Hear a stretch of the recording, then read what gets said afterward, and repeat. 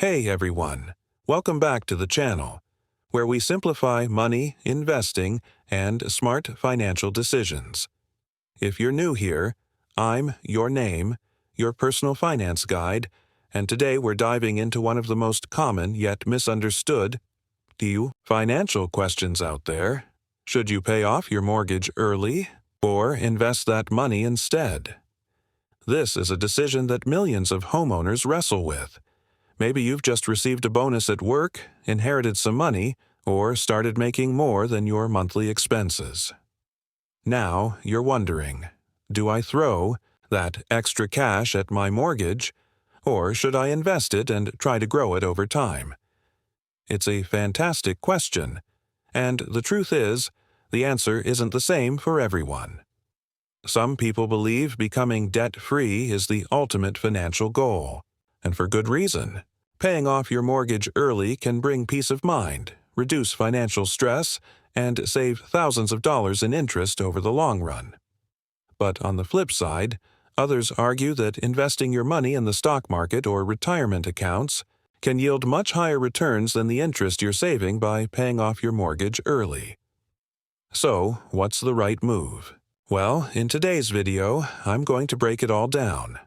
We'll look at the numbers, compare real-life scenarios, and I'll walk you through key factors that should influence your decision, like your mortgage interest rate, your risk, tolerance, your long-term financial goals, and even your personality when it comes to money.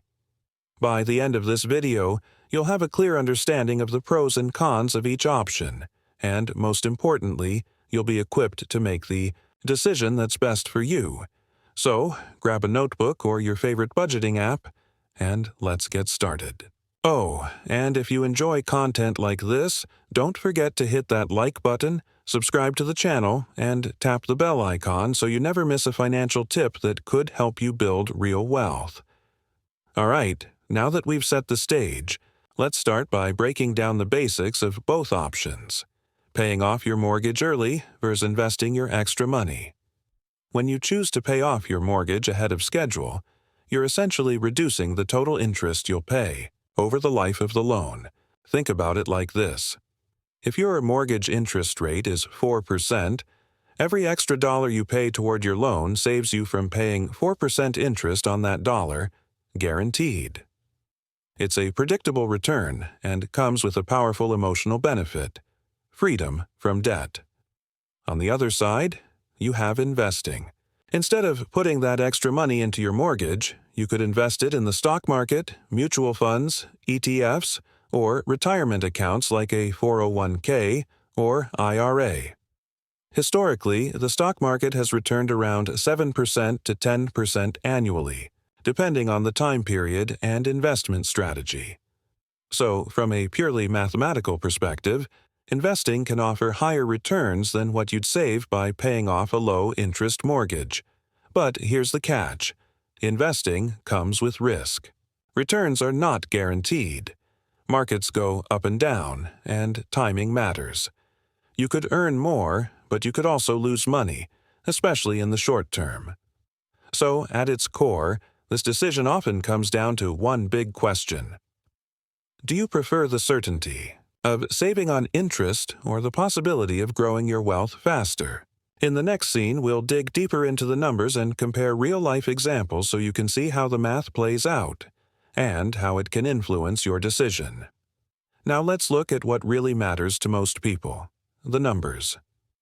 Because, at the end of the day, we all want to know, which option will leave me with more money in the long run? Let's say you have an extra $500 a month, and you're deciding between two options. Option 1. Put that $500 toward your mortgage. Option 2. Invest that $500 in the stock market. Now, let's say your mortgage interest rate is 4%.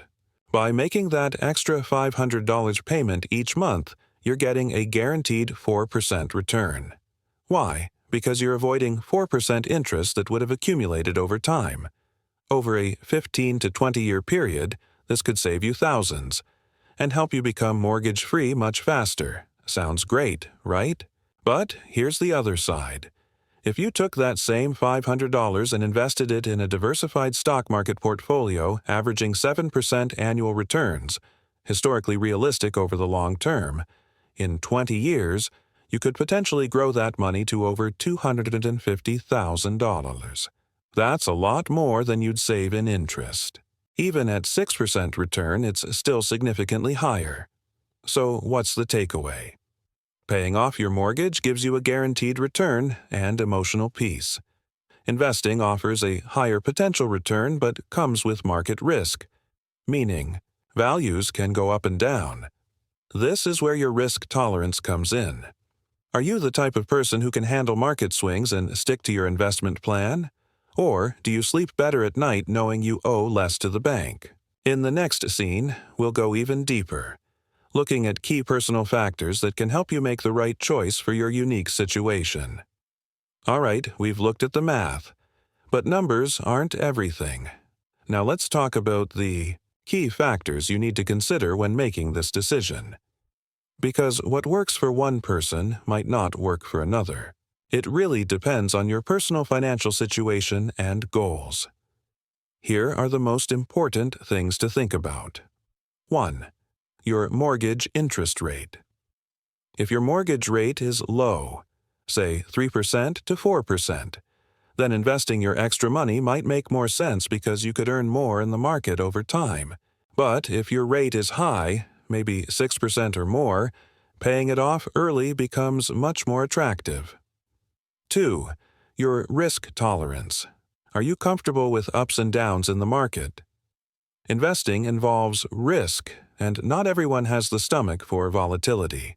If you're someone who worries every time the stock market dips, the emotional benefit of paying off debt might outweigh potential investment returns.